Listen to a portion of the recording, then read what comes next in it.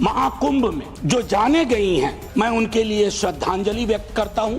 मैं कोविड के दौर का भी गवाह हूं सर। कितनी लाशें अनअटेंडेड चली गई सर। अति साधारण लोग हैं ये। जिंदगी में डिग्निटी चाहिए सर, संविधान भी कहता, लेकिन मौत में उससे बड़ी डिग्निटी चाहिए। अगर हम डिग्निफाइड डेथ नहीं इंश्योर कर पा रहे हैं सर, तो ये हमारे सामूहिक विफलता है सर। वो व्यग्रता, वो चिंता सर तब बढ़ जाती है ना, जब 17 घंटे तक कोई आधिकारिक पुष्टि नहीं होती है सर। ये लाशों के आंकड़े पे तेरा वाला मेरा वाला, ये लोग कितने चोटिल होते होंगे समझिए सर। इस देश में धर्मांधता और धार्मिकता का फर्क मिटता जा रहा है। माननीय श्री मनोज कुमार झा जी। शुक्रिया उपसभापति महोदय, बहुत बहुत धन्यवाद आपका। इस अवसर पर मैं महामहिम के अभिभाषण पर अपनी बातें अपने दल की ओर से रखने के लिए खड़ा हुआ हूं। सर, महामहिम के अभिभाषण की परिपाटी से हम सब वाकिफ हैं। इसी सरकार ने नहीं, हर सरकार, उनकी कैबिनेट अभिभाषण तैयार करती है। महोदय, कई परंपराएं हमने बदली हैं। बरबस एक ख्याल आता है कि अगर ये परंपरा, इस पर हम सोचें कि महामहिम अगर विशुद्ध अपने अनुभव, अपनी पीड़ा और कोई ऐसा मैकेनिज्म हो, ये मैं आगे के लिए सवाल छोड़ता हूं। क्योंकि मैं आज सुबह सोच रहा था माननीय उपसभापति महोदय, अगर धृतराष्ट्र ने महाभारत को संजय की नजर से ना देखा होता तो क्या होता। संजय को कैबिनेट मान लिया जाए। मैं इस संदर्भ में ये बात रखना चाह रहा था। खैर, जाहिद ने मेरा हासिले ईमान नहीं देखा, रुख पे तेरी जुल्फों को परेशान नहीं देखा। तो जो परेशानियां हैं, जो दिक्कतें हैं, वो अगर रिफ्लेक्ट होती है सर, तो एक कलेक्टिव विल उस पर काम करेगा सर। दुनिया की कोई ऐसी समस्या नहीं है जिसको हम लोग साझा रूप से हल नहीं कर सकते हो। यह पक्ष विपक्ष का मामला नहीं है। उस संदर्भ में यह बात मैं कह रहा था सर। यह अवसर है, महाकुंभ में जो जाने गई हैं, मैं उनके लिए श्रद्धांजलि व्यक्त करता हूं अपने सभी साथियों की ओर से। सर, मैं आंकड़ों में जाऊंगा ही नहीं। मैं कोविड के दौर का भी गवाह हूं सर। कितनी लाशें अनअटेंडेड चली गई सर। अति साधारण लोग हैं ये। जिंदगी में डिग्निटी चाहिए सर, संविधान भी कहता, लेकिन मौत में उससे बड़ी डिग्निटी चाहिए।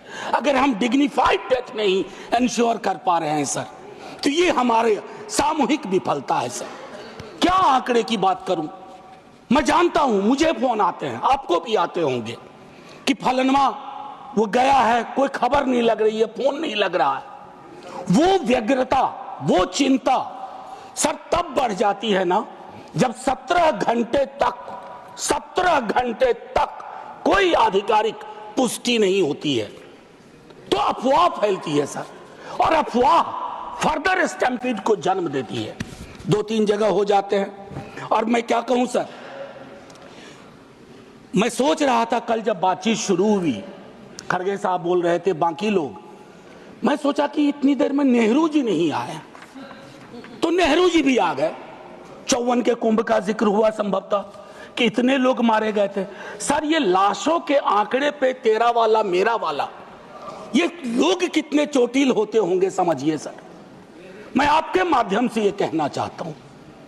और एक और चीज सर, इसके लिए भी मैंने, माननीय नड्डा साहब थे उस दिन ऑल पार्टी मीटिंग में, प्रहलाद जी भी थे, मैंने एक बात कही थी सर, इस देश में धर्मांधता और धार्मिकता का फर्क मिटता जा रहा है।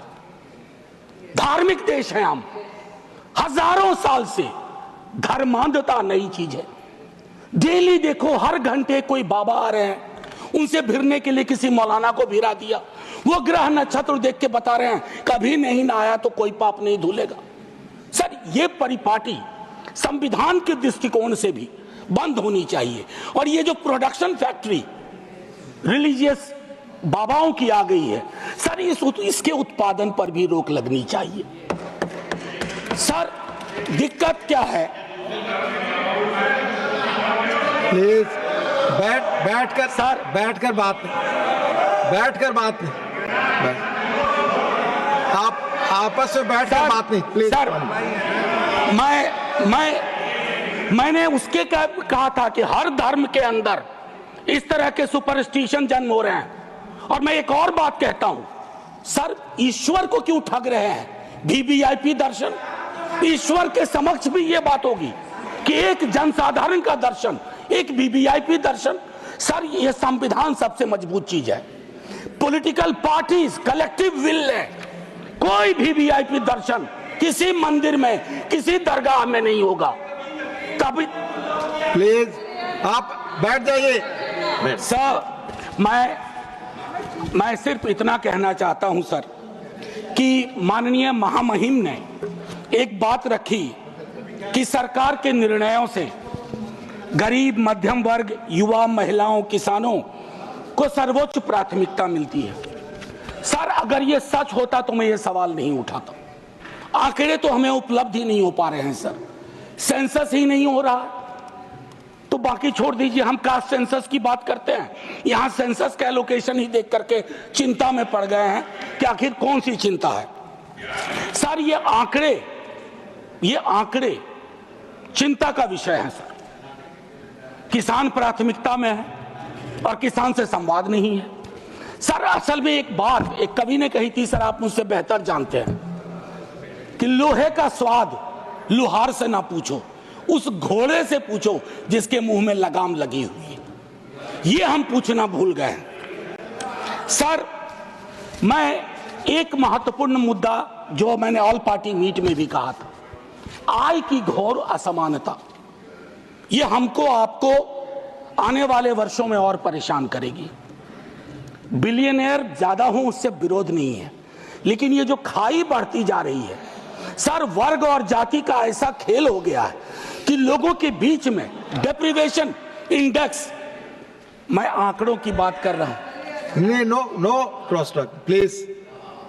आमतौर पर आप झाजी चेयर की सर मैं सिर्फ ये कहना चाहता हूं, बेरोजगारी मैं जानता हूं सर, इसका इंस्टेंट सॉल्यूशन किसी के पास नहीं है। मैं ये कहूं कि नड्डा साहब की सरकार बैंडेड लगा देगी, नहीं सर वो नहीं होगा। लेकिन कलेक्टिव विल क्या है, ब्लूप्रिंट क्या है बेरोजगारी के लिए? उसके लिए पहली चीज होती है सर, एक्नॉलेज इट, मानो कि बेरोजगारी है। डोंट कुक डेटा कुकिंग करेंगे, इतने को ऐसे रोजगार मिल गया, इतने वहां कुछ तल रहा है, इससे फर्क नहीं पड़ता सर। हर 3 युवा में 2 बेरोजगार है। और नतीजे में देखिए सर, एक हमारे यहां संस्था है बिहार में जो परीक्षाएं कंडक्ट करती हैं उच्च पदों की। सर उसका करिकुलम वाइटे कहता है कि बीते कुछ वर्षों में कोई भी परीक्षा बिना रिगिंग के नहीं हुई है, और अगर आप वहां जाकर के न्याय मांगो तो आप पे लाठी चार्ज होता है। तो युवाओं का कौन सा देश हम दे रहे हैं सर? एक ऐसा देश जिसमें वो अपनी मांगों के लिए सड़कों पे ना आए, और लेजिटिमेट मांग सर, कोई गलत मांग नहीं।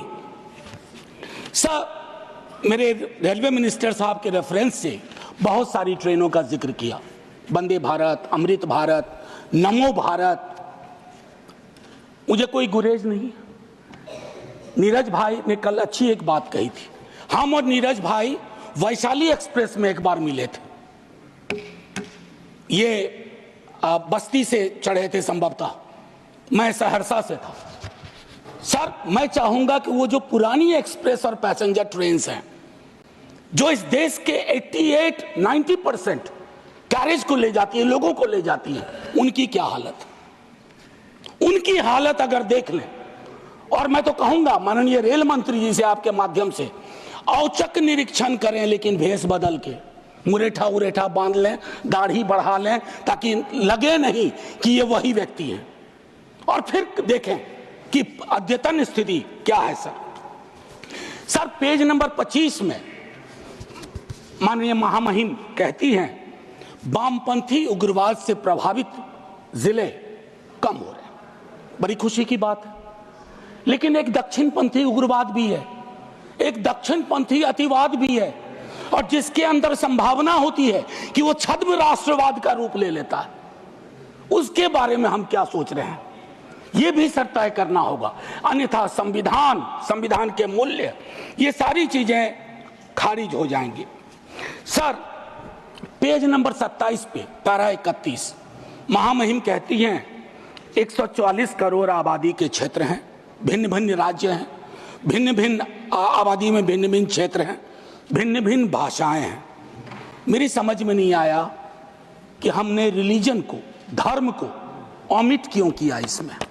हम भिन्न भिन्न धर्म के भी देश हैं, और ये हिंदुस्तान की खूबसूरती है, भारतवर्ष की खूबसूरती है कि दुनिया का कोई ऐसा धर्म नहीं है जो हमारे यहाँ ना हो, और पारस्परिक मेल जोल का एक लंबा इतिहास रहा है। हम दुनिया को सीख दे सकते हैं, हम दुनिया को सीख दे सकते हैं कि let's learn from pluralism from us, peaceful coexistence. हालांकि हाल के दिनों में हमने वो लर्निंग का जो मॉड्यूल है उसको खराब कर दिया है। सर, हाल के दिनों में एक और चिंता का विषय रहा था जो मैं आपको कहूं। इससे पहले कि मैं एक बात कहूं, सर मैं हिंदू हूं, लेकिन मैं चाहूंगा कि मेरे धर्म में, बाकी धर्म के लिए भी अपील करूंगा, लेकिन अपने धर्म में भी फर्क आए चीजों को देखने में। सर ये किताब है, अगर आप कहेंगे तो मैं गिफ्ट करूंगा नड्डा साहब को। Thank you Gandhi. ये कृष्ण कुमार जी ने लिखी है, मेरे सीनियर थे, शिक्षक भी थे दिल्ली विश्वविद्यालय में, एनसीईआरटी के चेयरमैन रहे, अभी रिटायर्ड लाइफ जी रहे हैं।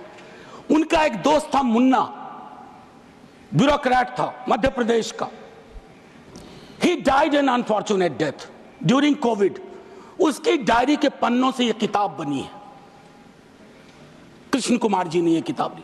क्या कहते हैं सर पता है, कलेक्टिव गिल्ट का एक्सप्रेशन हमारे धर्म में कम रहा।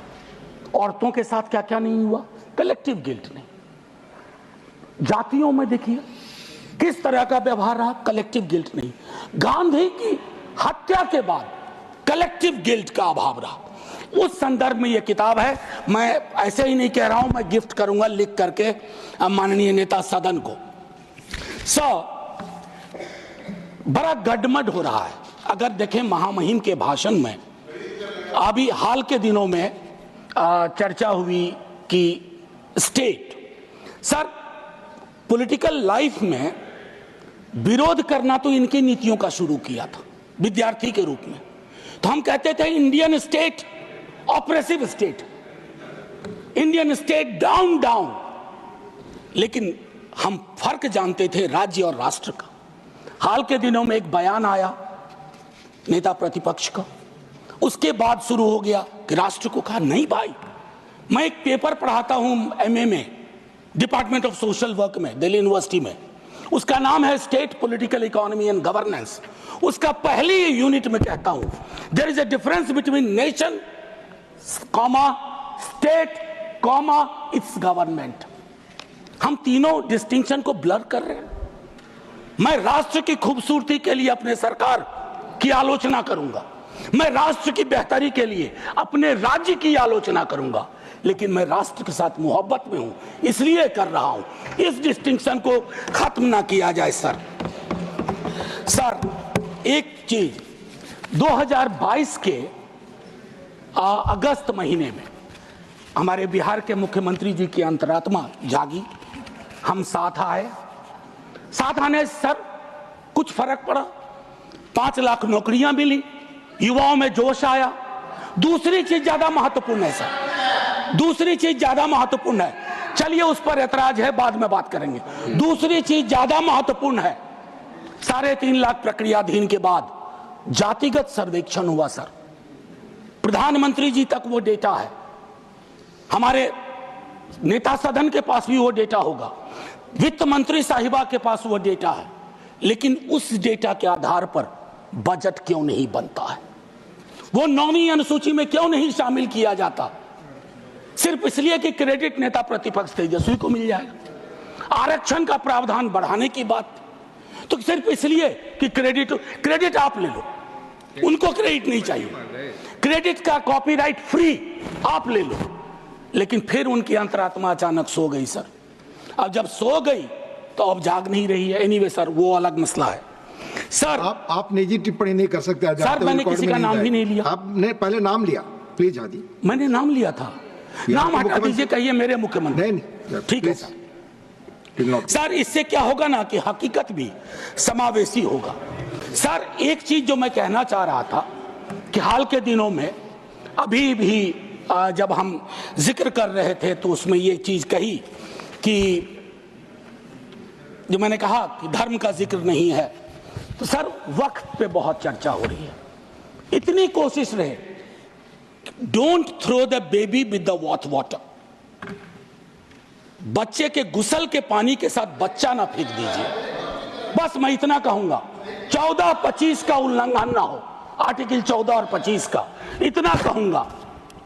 और एक चीज सर और कह करके अपनी बात खत्म ही करूंगा। सर मैं दिल्ली विश्वविद्यालय में पढ़ाता हूं। अभी यूजीसी का ड्राफ्ट रेगुलेशन आया, यह भी मैंने ऑल पार्टी मीट में कही थी। हमारे दोनों माननीय मंत्री जी वहां थे, हाँ हमारे साथी लोग सब थे, इन्होंने भी रेज किया। सर ड्राफ्ट रेगुलेशन मैं चाहूंगा आप पढ़िए। सर ये विश्वविद्यालयों की मौत की इबारत है। It's going to be an obituary for the university system at it exist today. It's anti teacher, anti university and anti federalism, anti student. क्यों ये कह रहा हूं मैंने एक अंग्रेजी दैनिक में लेख लिखा इसके बारे में। सर विश्वविद्यालय का हूं, पीड़ा होती है। क्या बनाना चाह रहे हैं विश्वविद्यालय का? विश्वविद्यालय में विश्व शब्द महत्वपूर्ण है, वैश्विक। वर्ल्ड व्यू उसका क्या है? नैरो है या व्यापक है? अगर नैरो है तो फिर क्या जरूरत है? या कहीं ये प्लान तो नहीं है कि पूरी की पूरी शिक्षा की व्यवस्था हम निजी हाथों में सौंप दें, ताकि आपके तो स्कूल के नाम भी मैंने कई बार आपत्ति दर्ज की है, Eklavya model school. Sir Eklavya के नाम पर, एकलव्य को प्रताड़ित चरित्र मानता हूं। प्रताड़ित था वो, सिस्टम का पार्ट नहीं था। इसलिए सर मैं चाहता हूं कि पूरी व्यवस्था उस अनुसार से हमें देखनी चाहिए। सर एक चीज कहूंगा इसमें, अगर मैं 2-3 छोटी छोटी चीजें सर, आंगनवाड़ी, सहायिका, आशा, ये हमारे कैरियर्स हैं, हमारी सारी स्कीम को ढो रहे हैं। उनका मानदेय क्या है? उनका मानदेय चिंता का विषय है। सारी स्कीम को वो कैरी करते हैं। एक तो वैकेंसी है, ऊपर से उनके मानदेय में कोई बढ़ोतरी नहीं, तो एक स्टैग्नेशन है सर, कंप्लीट स्टैग्नेशन है। उनके लिए सोचा जाए, उनके बारे में, उनके कार्य के अनुरूप चर्चा हो। सर टीचर की वैकेंसी, मैं तो अपने यहां से भी वाकिफ हूं, विश्वविद्यालयों की बात नहीं करूंगा। एक श्वेत पत्र आना चाहिए, SC ST OBC रिजर्वेशन की क्या अद्यतन स्थिति है विश्वविद्यालयों में, ICSR इंस्टीट्यूशंस में। सर लोगों की आंखें फटी रह जाएंगी।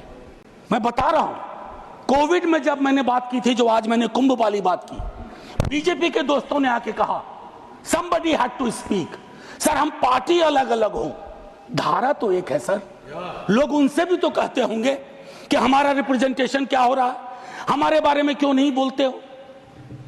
सर ये मैं समझता हूं एक श्वेत पत्र आना चाहिए। मैंने पूरा आंकड़ा था, आंकड़ा मैं हाँ सर, अब नहीं ये उचित नहीं होगा, क्योंकि सेंट्रल हॉल में वो अद्भुत जगह थी। सर बस खत्म कर रहा हूं। सेंट्रल हॉल में एक अद्भुत जगह थी जहां लोग कटिंग अक्रॉस पॉलिटिकल पार्टी आते थे। ये अवसर नहीं है उसके लिए वकालत करने का, लेकिन मैं कहूंगा कि सेंट्रल हॉल नुमा एक चीज बेहद आवश्यक है। तब सर ये पार्लियामेंट में डेडलॉक नहीं होगा। डेडलॉक तोड़ने की सबसे खूबसूरत जगह सेंट्रल हॉल थी। खैर एनीवे सर, मैं ये कहना चाहता हूं, टीचर शॉर्टेज, छोटा एक उदाहरण दे रहा हूं, सोल्यूशन। शिक्षा प्रेरक हजारों की संख्या में पार्ट ऑफ ए प्रोग्राम था, आज वो खाली बैठे हुए हैं, आप उनको एम्प्लॉय करो। डीएलएड आप ही की सरकार का प्रोग्राम था, डीएलएड आप ही की सरकार का आइडिया था। आपने क्या किया? डीएलएड के बाद न्यायालय के इंटरवेंशन के बावजूद, बस खत्म कर रहा हूं सर, बावजूद उसको आपने दरकिनार कर दिया। तो मैं माननीय महामहिम के, जब मैंने शुरुआत की थी, सर एक लाइन कह के खत्म करूंगा और मैं सर्वेश्वर से खत्म करूंगा, और ये मैं अपने सब के लिए कह रहा हूं। यदि तुम्हारे घर के एक कमरे में आग लगी हो तो क्या तुम दूसरे कमरे में सो सकते हो? यदि तुम्हारे घर के एक कमरे में लाशें सड़ रही हो तो क्या तुम दूसरे कमरे में प्रार्थना कर सकते हो? यदि तुम्हारा जवाब हां है, मुझे तुमसे कुछ नहीं कहना है। जय हिंद सर।